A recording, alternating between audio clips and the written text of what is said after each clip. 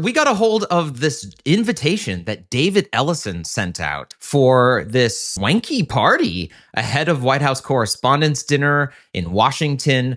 It's coming up at the end of April. CBS, in particular, under David Ellison's ownership, is really bending over backwards for the White House Correspondents' Dinner. They've invited Pete Hegseth to sit at their table. They've invited Stephen Miller to sit at their table during the actual dinner. And now David Ellison is apparently going to fly to town and host this swanky event honoring them. I've been told that most people at CBS News in the Washington Bureau are not invited to this. So it is going to be, as the invitation says, an intimate gathering in celebration of the First Amendment.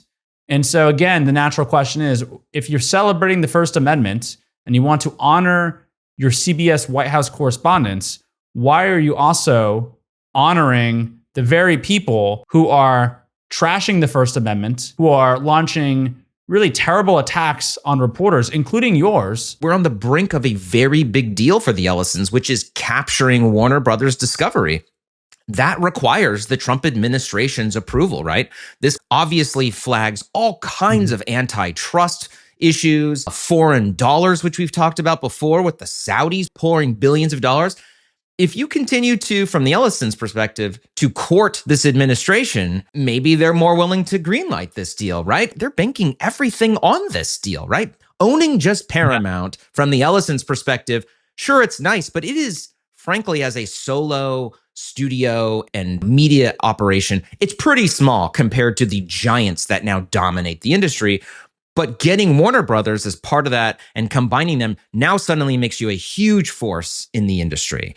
My take here, Oliver, is that they're doing this as a way to sweeten the pot here.